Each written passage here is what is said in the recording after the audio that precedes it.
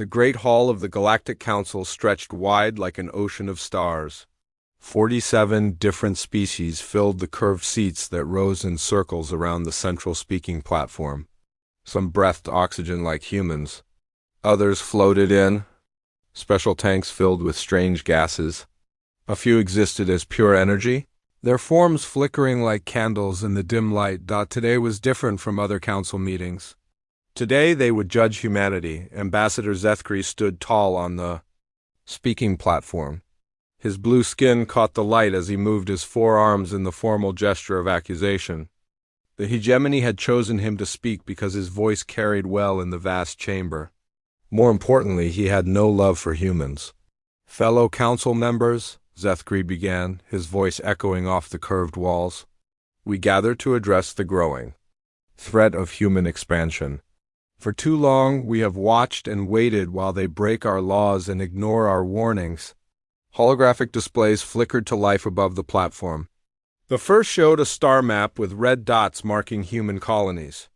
There were far too many red dots in areas where humans were not supposed to be. The second display showed human ships. These ships carried weapons much larger than the treaties allowed. The third display showed something worse, humans training alien species how to fight. Look at this evidence, Zethkri said, pointing at the displays with one of his long fingers. Human colonies in neutral space. Human weapons that violate every size limit we have set. Human soldiers teaching primitive species how to make war.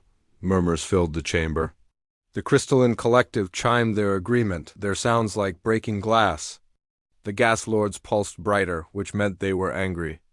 The Reptilian Federation hissed softly, a sign they were ready to support punishment. The humans think they can do whatever they want, continued the Veltar representative, her scaled head nodding as she spoke. They act like the galaxy belongs to them alone, more voices joined in. The tree people rustled their leaves in displeasure. The silicon mines sent clicking sounds that meant they calculated human behavior as dangerous. Even the peaceful flower children, who rarely spoke at council meetings, whispered their concerns through their translators. Zethkri raised all four arms for silence. The evidence is clear. Humanity has violated the non-interference directive 47 times in the past decade. They have built military installations in spaces marked as neutral territory. They have armed species that should remain under council protection. They have acted without permission and ignored our direct orders. The chamber fell quiet as the massive doors at the far end began to open. Everyone turned to watch as 5 humans walked into the hall. Just 5? No guards, no lawyers, no servants carrying papers and files. The other species had expected at least 50 humans, maybe 100. Important species always brought large groups to council meetings. The human leader was a woman with gray hair pulled back in a simple style. She wore a plain blue uniform with no decorations. Her name was Sarah Chun, and she served as humanity's main speaker to the council. Behind her walked 4 others, 3 men and 1 woman. They all looked calm and showed no fear. Director Chun walked to the small area reserved for the accused species. She did not bow or make any formal gestures of respect. She simply stood and waited, her hands clasped behind her back. Her eyes moved slowly around the chamber, taking in each section of seats, each different type of being that sat in judgment of her people. Director Chun, Zethkri said, his voice formal and cold. You stand accused of 47 violations of council law. How do you answer these charges? Chun looked up at him without expression. We have heard your accusations. That is not an answer, snapped the Veltar representative. Do you deny that humans have built colonies where they should not be? We have heard your accusations. Chen repeated in the same calm tone. The Reptilian Federation leader stood up, his massive form casting shadows across the lower seats. Do you think this is a game, human? Do you think you can ignore our questions? Chun turned her attention to him. For a moment, her eyes seemed to see right through him, as if she was looking at something far behind him. I think you do not understand what you are asking us to defend. We understand perfectly, Zethkri said. You have broken our laws. You have ignored our authority. You have acted like you are above the council that governs this galaxy. Have we? Chun asked quietly. The simple question somehow made the vast chamber feel smaller. Several representatives shifted uncomfortably in their seats. The crystalline collective stopped their chiming. The gas lords dimmed slightly. Chun looked around the chamber again, her gaze stopping on each species section for a few seconds. When she spoke, her voice carried clearly to every corner of the hall. You have shown us your evidence. You have made your accusations. You have told us what you think we have done wrong. She paused, and the silence stretched like a held breath. We request 48 hours to consider the council's position. Zethkri blinked in surprise. This was not how accused species usually responded. They typically spent hours defending their actions, explaining their reasons, begging for understanding. They brought documents and witnesses and made long speeches about misunderstandings and special circumstances. You request time to prepare your defense? Asked the Tree People's representative, her voice rustling like leaves in wind. We request 48 hours to consider the council's position. In repeated, the council members looked at each other. Uncertainly. No one seemed to know how to respond to such a simple request. Finally, Zethkri nodded. Very well. The council grants your request. We will reconvene in 48 hours to hear humanity's response to these charges. Chun nodded once. Thank you. She turned to leave, followed by her 4 companions. They walked out of the chamber as quietly as they had entered. No angry words, no threats, no promises to return with proof of their innocence. As the doors closed. Behind the humans, the chamber erupted in discussion. The different species chattered and clicked and hummed their opinions to each other. They will come back with apologies, predicted the Silicon Minds. Our calculations show a 93% probability that they will accept punishment, rather than face war. Humans are proud, argued the Reptilian Federation. They will try to justify their actions with lies and clever words. They look too calm, worried the flower children. Something felt wrong about their stillness. Zethkri raised his arms for quiet. It does not matter what they bring back. The evidence is clear. They have broken our laws repeatedly. When they return, we will hear their excuses, and then we will pass judgment. The council members began to leave, returning to their quarters to rest and prepare for the final hearing. Most felt satisfied. The humans had seemed small and defeated. They had not even tried to argue or make excuses. Clearly, they knew they were guilty. Only a few representatives felt uneasy as they left the great hall. The human woman's eyes had been too calm, too knowing. Her question echoed in their minds. Have we? What exactly did she mean by that? And why had she looked at them like she could see something they could not? In 48 hours they would learn the answer. But by then, it would be far too late to change what they had set in motion with their accusations and their certainty that humanity was the problem that needed to be solved. The Galactic Council chamber filled once more as the 48 hours ended. Representatives from all 47 species took their seats, ready to hear humanity's defense. Some brought recording devices to capture what they expected would be either desperate apologies or angry protests. The crystalline collective chimed softly in anticipation. The gas lords pulsed with satisfied energy. Ambassador Zethkri stood at the speaking platform, checking the time display. The humans were exactly on schedule to appear. He had prepared a long response to whatever excuses they might offer. Behind him, the holographic evidence displays waited to show humanity's crimes once more. The minutes passed. 5 minutes. 10 minutes. 15. The human seats remained empty. Zethkri frowned and activated his communication device. Station control. Please locate the human delegation. They are late for their hearing. The response came quickly. Ambassador, we show no human vessels currently docked at the station. A murmur ran through the chamber. The Veltar representative leaned forward in her seat. What does that mean? Where are they? Station control? Zethkri spoke into his device again, louder this time. When did the human delegation depart? Checking records now, Ambassador. The human vessels departed 36 hours ago. No flight plan was filed. The murmur grew louder. The tree people rustled their leaves in confusion.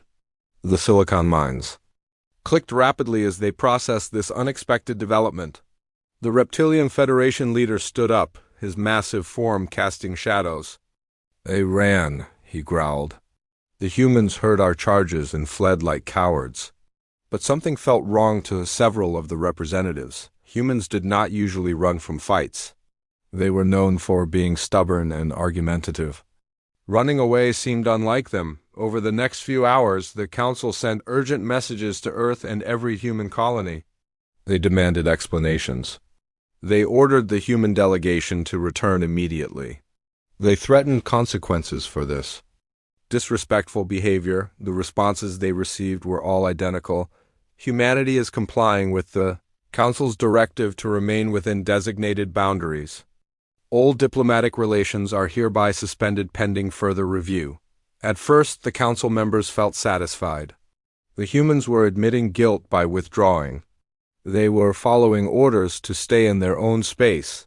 This proved the Council's power and authority, but then strange reports began arriving from across the galaxy. The first came from the Outer Rim Trading Post, one of the busiest commercial stations in neutral space.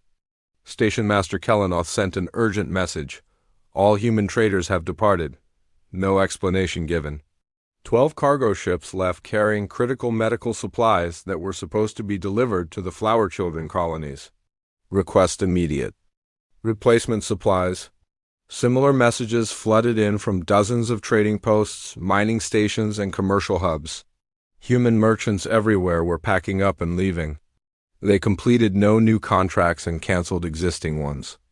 They paid their debts quickly and departed without explanation. The Veltar representative received word that the human medical team treating the plague on Veltar Prime had vanished overnight.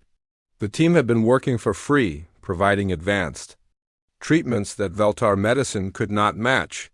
Now the plague victims had no one to help them. The tree people discovered that their entire computer network had stopped working properly.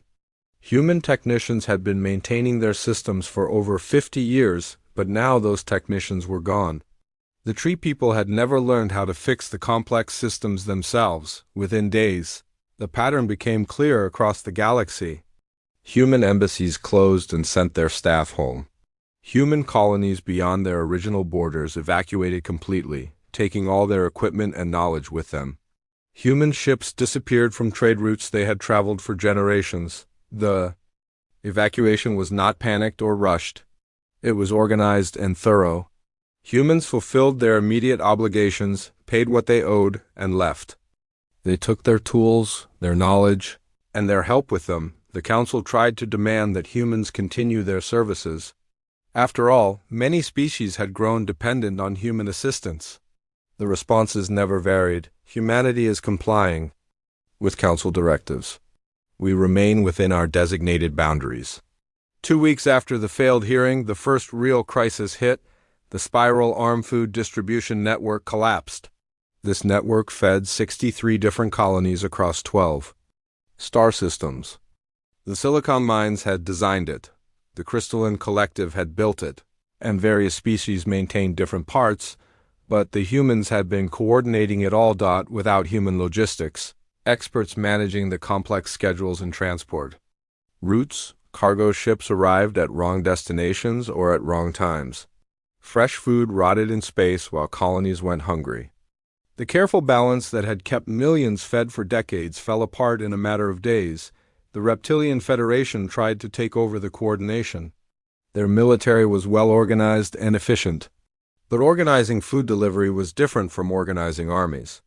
They managed to make the crisis worse by sending ice world foods to desert colonies and desert foods to ice worlds. The gas lords attempted to use their advanced mathematics to solve the problem. They calculated optimal routes and schedules with incredible precision. But their calculations did not account for the small, practical problems that human coordinators had handled automatically. Like the fact that crystalline cargo handlers needed 3 days rest after handling certain chemicals, or that tree people freighters moved more slowly during their seasonal dormancy periods. More systems began failing. The galactic communication network started having delays and lost messages. Humans had not built the network. but they had been maintaining the relay stations in the dangerous regions where other species feared to go. Medical supply chains broke down. The advanced medicines that kept several species healthy were manufactured in human space and distributed through human networks. Without human coordination, these supplies stopped reaching the colonies that needed them. Even more troubling were the reports from the border regions. The Council had always considered these areas peaceful. Various species had been living together without major conflicts for over a century. Now, old disputes were flaring up again. Without human mediators, species that had barely tolerated each other began arguing over territory and resources. The flower children sent a desperate message to the Council. The thorned ones are claiming our water rights again. The human mediator used to handle these disputes. Who will help us now? The tree people faced similar problems with their gas lord neighbors. The silicon mines found themselves in conflict with 3 different species over mining rights. The Crystalline Collective discovered that their trade agreements were falling apart. Without human lawyers to interpret the complex contracts. As the 4th week of human silence passed, Ambassador Zethkri stood before an emergency council session. The Great Chamber felt different now. Many seats were empty because representatives had returned to their homeworlds to deal with growing crises. Those who remained looked tired and worried. Fellow council members, Zethkri began, his voice lacking its previous confidence. We must acknowledge that the human withdrawal has created unexpected complications. The Viveltar representative stood up, her scales darker than usual with stress. Complications? My people are dying from plague while the medicine sits unused in human space. This is more than a complication. The tree people's representative rustled her leaves weakly. Our entire technological infrastructure is failing. We never realized how much we depended on human maintenance. The humans are trying to force us to beg, growled the Reptilian Federation leader. But even he sounded less certain than before. The silicon mines clicked out their calculations. Economic disruption is occurring at a rate of 17% per week. If this continues, galactic civilization will face systemic collapse within 6 months. Zethkri raised his arms for silence. But the gesture felt empty. The humans are clearly attempting to manipulate us through economic pressure. We must not give in to their tactics. But privately, he was beginning to wonder if they had made a terrible mistake. The humans had not defended themselves with words or arguments. They had simply done exactly what the Council had accused them of failing to do. They had stayed within their designated boundaries and stopped interfering with other species. The problem was that no one had realized how much the galaxy needed their interference. Outside the Great Chamber, emergency reports continued to arrive. Supply chains collapsed, conflicts erupted, systems failed. And through it all, the human response never changed. Humanity is complying with Council directives. We remain within our designated boundaries. The Council was getting exactly what they had demanded. They were just beginning to understand that they had asked for the wrong thing. 6 months had passed since humanity withdrew from galactic affairs. The Great Council Chamber now held only half its original members.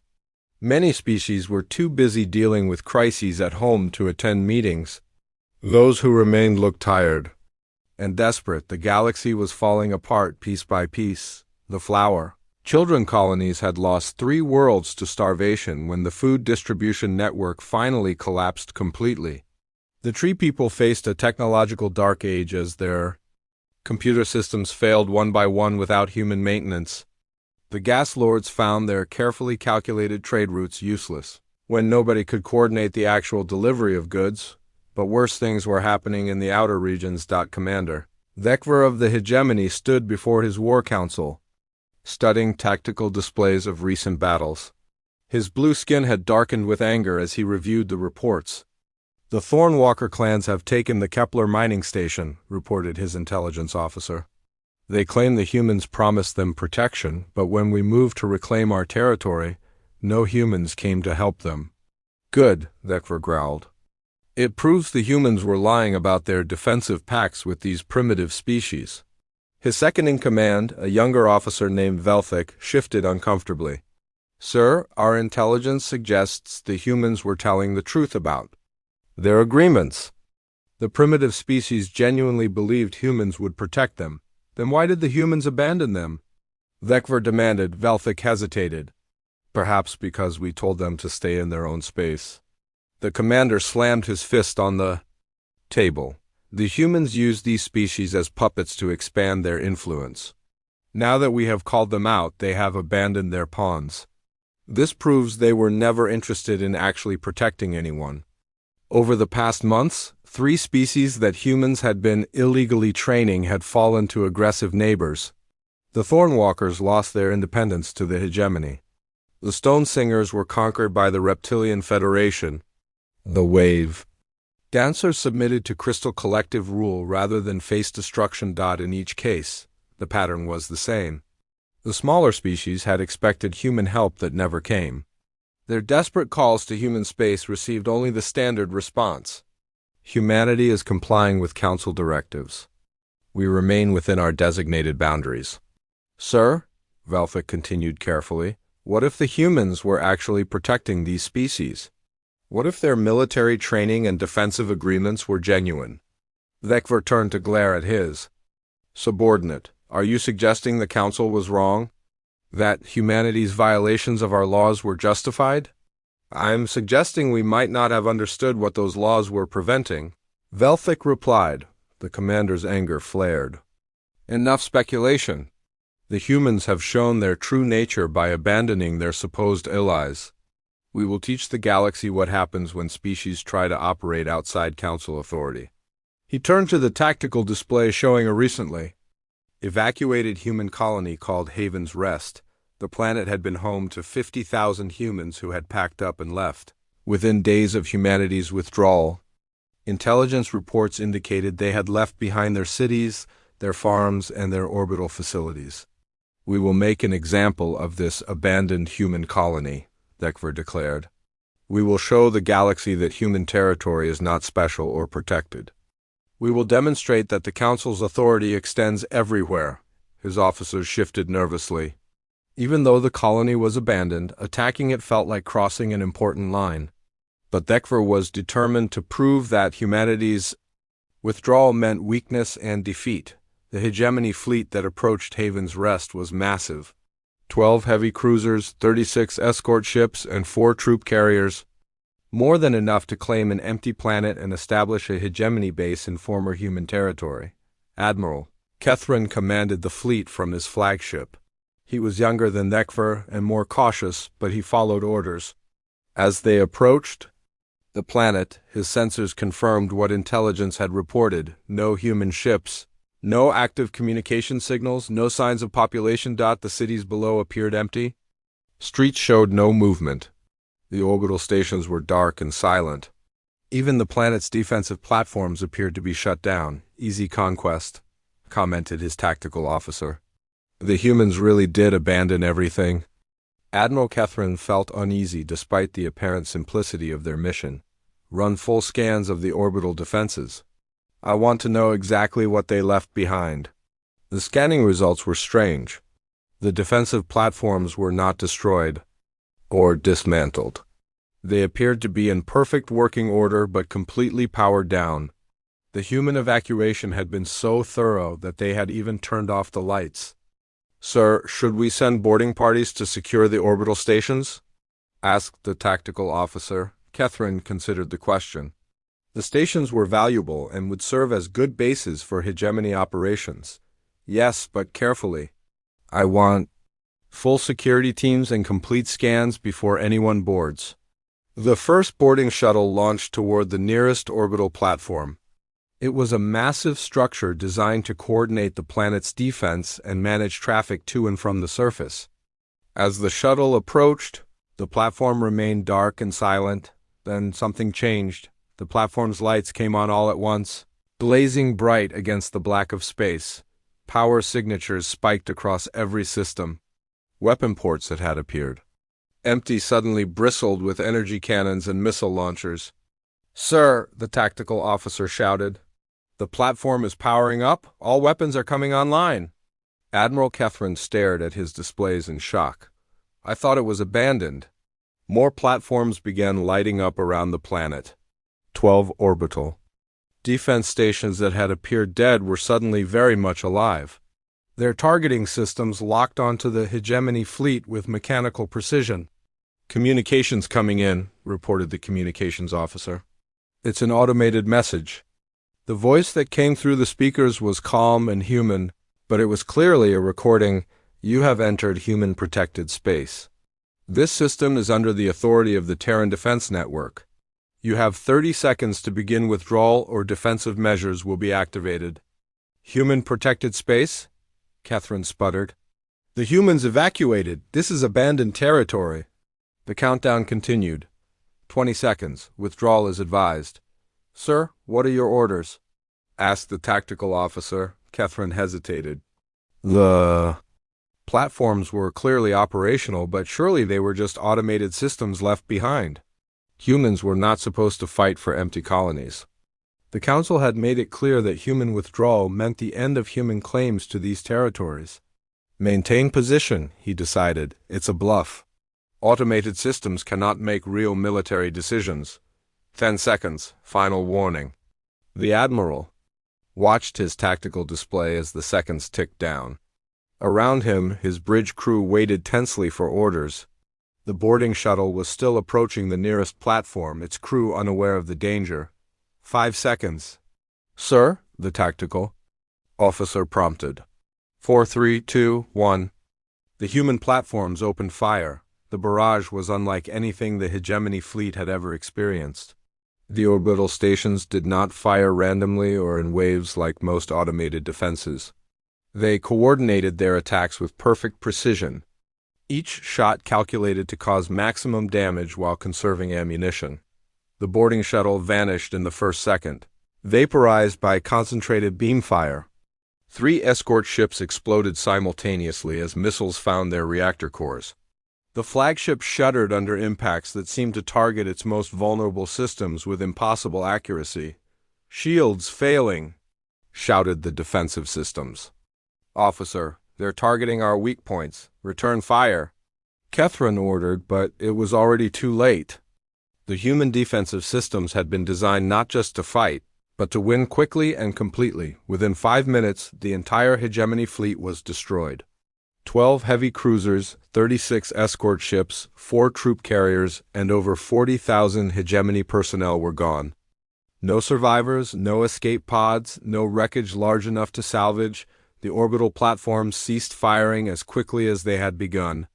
Their lights dimmed back to standby mode. The system returned to its apparent state of abandonment, but now a new message broadcasted on all galactic communication frequencies. "This system is under human protection. Departure is advised." The message was picked up by monitoring stations across the galaxy. Within hours, every government and military command knew what had happened to the hegemony fleet. The humans had not abandoned their colonies. They had simply removed their people and left behind something far more dangerous: automated guardians that did not negotiate, did not show mercy, and did not fail across the galaxy. Military leaders began reviewing intelligence reports about other abandoned human colonies. They found similar patterns everywhere: evacuated populations, powered down but intact defensive systems, and the same ominous broadcasts warning away intruders. The humans had withdrawn their people, but their protection remained. And for the first time since humanity had walked away in silence, the galaxy began to understand that they might have made a terrible mistake in driving away their guardians. The news of the hegemony fleet's destruction sent shockwaves across the galaxy. 40,000 soldiers dead in 5 minutes. An entire battle fleet wiped out by what everyone had thought were abandoned defense platforms. The message that followed was even more terrifying. "This system is under human protection." Ambassador Zethkri stood in what remained of the council chamber, staring at intelligence reports that made less sense the more he read them. Only 18 species still sent representatives to council meetings. The rest were too busy dealing with wars, famines, and system failures to attend. "The humans are gone but not gone," muttered the Veltar representative, her scales pale with stress. How is this possible? The silicon minds clicked rapidly as they processed data, calculating probability matrices, human defensive systems, show coordination levels that require active management. Estimated probability of pure automation, 12%. So humans are still controlling these defenses? Asked the tree people representative, her leaves rustling with worry. Unknown. Pattern suggests hybrid system. Partial automation with remote oversight capability. Zethkri activated the holographic display at the center of the chamber. It showed a map of the galaxy with different colored markers indicating various types of problems. Red marked active conflicts. Yellow showed system failures. Orange indicated economic collapse. Purple marked areas where communications had been lost completely. The map was mostly red, yellow, and orange now. We need to understand what is happening, Zethkri said. The galaxy is falling apart faster than we predicted. We need information. The crystalline collective chimed a sharp note. Request. Access to human databases. Previous cooperation agreements. Included data sharing protocols. The humans have cut all communication, the Reptilian Federation representative growled. They ignore every message we send. Then we get information another way, Zethkri decided. We examine what they left behind. We study their abandoned facilities. We learn what they were really doing. Over the following weeks, scientific teams from various species began investigating former human installations. What they found was disturbing. On the former human colony of New Geneva, crystalline researchers discovered a massive sensor array pointed toward the galactic rim. The array was far more powerful than anything humans had admitted to building. Its range extended deep into unexplored space, monitoring areas that most species did not even know existed. The data logs from the array told a frightening story. For over 200 years, something had been moving in the darkness between stars. Large objects, traveling in formation, consuming everything in their path. The humans had been watching these objects and tracking their movement toward inhabited space. Dr. Crickstall of the Silicon Mines studied the data with growing horror. These readings show systematic destruction of solar systems, complete consumption of all matter. The pattern suggests artificial intelligence with consumption protocols. The Flower Children research team made an even more disturbing discovery.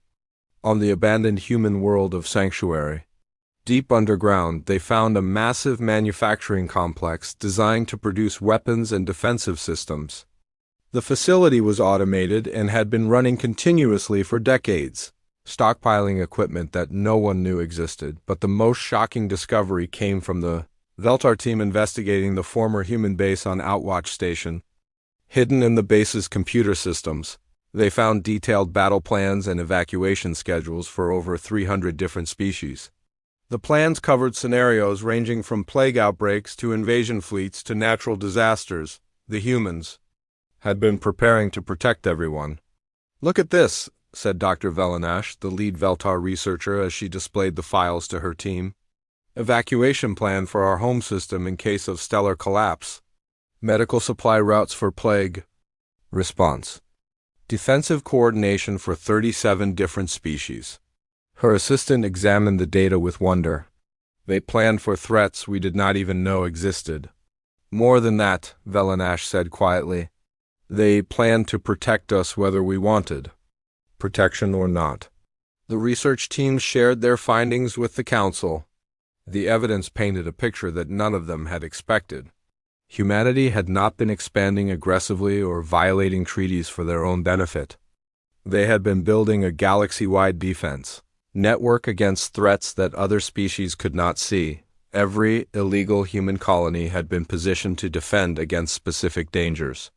Every unauthorized military buildup had been designed to protect particular trade routes or population centers. Every violation of Council law had been part of a vast protective system that spanned thousands of star systems. But the most terrifying discovery was still to come. Deep space. Monitoring stations on the galactic rim began detecting massive energy signatures moving toward inhabited space. The signatures were identical to the ones in the human sensor logs, but much closer than before. Whatever the humans had been watching was no longer in the distant darkness. It was approaching the outer colonies. The first attack came without warning. The mining colony of Kara's Prime simply stopped transmitting. When a rescue ship arrived 3 days later, they found nothing but empty space where a planet and 12 million colonists had been. The planet was gone. Not destroyed or broken apart, but completely gone. In its place was a cloud of organized particles, being systematically processed by massive machines that defied easy description. The machines looked like geometric shapes made of dark metal, each one the size of a small moon. The rescue ship transmitted a desperate message. Before it too was consumed. Unknown entities consuming all matter. Resistance impossible. They are not biological. They are not natural. They are... The transmission ended. More attacks followed. The agricultural world of Green Haven vanished overnight. The gas mining platforms of Nebula 7 were consumed along with their orbital stations. The pattern was always the same. Complete consumption, no survivors, no warning. The attacks were not random. The consuming machines, which survivors began calling the Void Hunters, moved in a deliberate pattern toward the galactic core. They followed specific routes that avoided certain areas while consuming everything in others. Dr. Crickstyle of the Silicon Mines was studying the attack patterns when he noticed something that made his processing cores freeze with realization. The Void Hunters are avoiding human-protected systems, he announced to the Emergency Council session. Every attack has occurred in areas where humans had no defensive installations. The council chamber fell silent as the implications sank. Are you saying, Zethkri asked slowly, that the humans knew about these machines? More than knew, Crickstall replied. The human defensive network was specifically designed to create barriers against this threat. Every illegal human colony was positioned to block Void Hunter advancement. Every unauthorized weapon platform was built to fight these machines. The Veltar representative stood up, her scales now white with shock. The humans were not conquering territory. They were building a wall. A wall we ordered them to tear down, added the Tree People representative, her leaves drooping with the weight of understanding. Zethkri stared at the tactical display showing Void Hunter movements. The machines were advancing steadily through areas that had once been protected by human installations. Without those barriers, nothing stood between the Void Hunters and the populated core worlds. How long do we have? He asked. Dr. Crickstall's calculations were grim. At current rate of advance, the Void Hunters will reach the first major population centers in 6 months. Without human defensive networks, estimated survival probability for galactic civilization, 0%. The council members looked at each other with growing desperation. They had spent months demanding that humanity explain their actions. Now they finally understood, but it was too late. The humans had withdrawn as ordered. Taking their protection with them, the galaxy's guardians were gone, and the darkness they had been holding back was finally free to consume everything in its path outside the council chamber. Emergency sirens began sounding as more colonies went dark. The Void Hunters were accelerating their advance, as if they sensed that the barriers holding them back had finally fallen. Humanity had tried to protect the galaxy in secret, asking for nothing in return. The council had rewarded them with accusations and demands to stop. Now, as extinction approached from the void between stars, everyone finally understood what they had thrown away when they told their protectors to walk away in silence.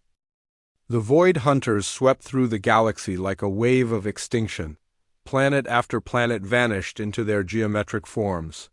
Entire star systems were consumed and processed into raw materials for more machines. The ancient civilizations that had sat in judgment of humanity now faced the darkness that humans had been fighting alone for centuries. The Crystalline Collective's homeworld was among the first to fall. Their beautiful crystal cities, grown over millions of years, lasted exactly 47 minutes against the Void Hunters. The collective mind that had once chimed in harmony was reduced to silence and processed matter, the gas. Lords tried to negotiate with the machines, sending mathematical formulas and peaceful intentions in every language they knew. The Void Hunters responded by converting their gas giant homes into fuel for their advancing fleet. The calculations that had once seemed so important meant nothing to entities that saw only matter to be consumed. The tree. People attempted to hide by shutting down all technology and returning to their ancient ways. It did not matter. The Void Hunters consumed living wood as efficiently as they consumed metal and stone. The great forests that had stood for eons became raw materials in a matter of hours. Even the mighty Reptilian Federation, with their powerful military and aggressive nature, could not slow the advance. Their fleets charged bravely into battle against the geometric ships, but conventional weapons could not damage machines that consumed the very atoms of everything they touched. The Federation's warriors died as heroes, but they died all the same. In the council chamber, now holding only 8 remaining representatives, Ambassador Zethkri watched the tactical display with hollow eyes. Red markers showing consumed systems covered most of the galaxy. The Void Hunters were less than 3 months from reaching the core worlds where most of the remaining population lived. 17 billion dead, reported Dr. Crixtal of the Silicon Mines, his mechanical voice carrying a weight of grief that surprised everyone. 43 star systems completely consumed. The rate of destruction is increasing. The Veltar representative, one of only 3 of her species still alive, stared at the display with scales that had turned completely white. My people are gone. My world is gone. Everything we built over 10,000 years, consumed in a single day. The machines are learning, Dr. Crixtal continued. Each battle makes them more efficient. They adapt their consumption patterns based on the resistance they encounter. Soon they will be unstoppable by any conventional means. Zethkri looked around the mostly empty chamber. Where once 47 species had debated and argued, now only 8 remained, and most of those were reduced to small groups of survivors. The great galactic civilization was ending, consumed by an enemy they had never seen coming. An enemy the humans had been fighting in secret for centuries. Send another message to Earth, Zethkri said quietly. Sir, his aide replied, we have sent over 300 messages. The response is always the same. Send it anyway. The message went out into space, joining the desperate pleas that had been transmitted every day for months. The Galactic Council requests immediate assistance. The galaxy faces extinction. Please respond. The answer came back within hours. As it always did, humanity is complying with Council directives. We remain within our designated boundaries. But this time, something was different. After the standard response, there was a pause. Then a new voice came through the communication system. It was Director Sarah Chun, the woman who had walked away from the council hearing 8 months ago. Council representatives, her voice said calmly, you are requested to attend an emergency session aboard the human vessel Determination. Coordinates are being transmitted now. Zethkri stared at the communication panel in shock. After months of identical automated responses, the humans were finally speaking to them again. The coordinates led to a location just outside the boundary of human space. When the Council's remaining ships arrived, they found something that made them question everything they thought they knew about human capabilities. The Determination was not just a ship. It was a mobile city, a massive construction that dwarfed anything the Council species had ever built. Around it floated hundreds of other human vessels, some familiar in design, others completely new.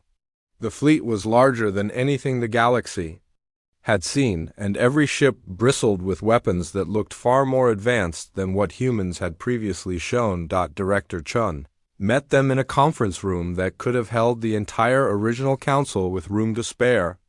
She looked older than she had 8 months ago, but her eyes still held that same calm certainty that had unsettled the representatives during their last meeting. Director Chun, Zethkri began, we need to discuss— No, Chun interrupted quietly. You need to listen. She activated a holographic display that showed the galaxy as it was now, mostly red with Void Hunter consumption. The remaining civilizations clustered around the core worlds, and human space completely untouched in its small corner. For 300 years, Chun said, Humanity has been fighting the Void Hunters. We discovered them when they consumed our first colony outside Earth's solar system. We learned to fight them because we had to. We learned to predict their movements because survival depended on it. She touched the display, and it showed the elaborate network of human colonies and bases that had once surrounded the galaxy's populated areas. Every human installation you called illegal was a fortress. Every weapon you said violated your treaties was designed to stop the hunters. Every species we trained was preparing to survive what was coming. Zethkri felt something cold settle in his stomach. We did not know. You did not ask, Chung replied. When we tried to explain the threat, you accused us of making excuses. When we showed you the evidence, you called it fabricated. When we asked for help building defenses, you accused us of wanting to start a war. The display changed to show recordings of previous council sessions. Zethkri saw himself dismissing human warnings about imaginary threats from empty space. He watched other representatives laughing at human requests for military cooperation against non-existent enemies. We tried to protect you while following your laws, Chung continued. We built our defenses in ways that technically did not violate your treaties. We trained your people to survive without admitting why. We prepared evacuation plans without telling you what we were evacuating from. Dr. Crickstall of the Silicon Mines processed the information with growing horror. You fought this war in secret to protect us. We fought this war in secret because you would not let us fight it openly, Chun corrected. Every time we tried to warn you, you accused us of fear-mongering. Every time we built defenses, you called it aggression. So we protected you without your permission and without your gratitude? The Tree People representative, one of only a dozen of her species left alive, asked quietly, "Why did you stop? Why did you withdraw and let the hunters through?" Chun's expression did not change, but something cold flickered in her eyes. Because you ordered us to. You demanded that we stay within our designated boundaries and stop interfering with other species, so we did exactly what you asked. But you knew what would happen, Zethkri protested. Yes, Chun said simply, we knew. The chamber fell silent as the full weight of what had happened settled on the surviving council members. They had not just made a mistake. They had actively prevented their own salvation and then demanded that their protectors abandon them. We are dying, the Veltar representative whispered. Our civilizations are ending, our people are gone? Yes, Chun agreed. Will you help us? Zethkri asked, though he already knew the answer. Chun was quiet for a long moment. When she spoke, her voice carried the weight of centuries of thankless service and bitter sacrifice. For 300 years, humanity bore the burden of protecting a galaxy that hated us for it. We lost millions of our own people fighting a war that no one else even believed in. We spent our resources, our time, our lives keeping the darkness away from species that called us warmongers and treaty violators. She stood up and looked at each of the surviving representatives. When you finally had the chance to understand what we were doing, you chose judgment instead. When we tried to explain, you chose condemnation. When the evidence was clear, you chose willful blindness. Chun walked to the large window that showed the human fleet stretching into the distance. Humanity is done protecting people who do not want to be protected. We are done sacrificing for civilizations that see our sacrifice as aggression. We are done being the galaxy's unwanted guardians. Please, Zethkri said, his voice breaking. We understand now. We see what you were doing. We know we were wrong. Chun turned back to them, and for the first time her calm mask slipped slightly. They could see the pain and exhaustion of centuries of thankless service, the grief for all. The lives lost protecting an ungrateful galaxy, and the bitter satisfaction of finally being proven right. Understanding is not enough, she said quietly. You could have understood months ago, years ago, centuries ago. You chose not to. You chose to believe the worst of us until the very end. She activated a communication panel. This meeting is over. Council.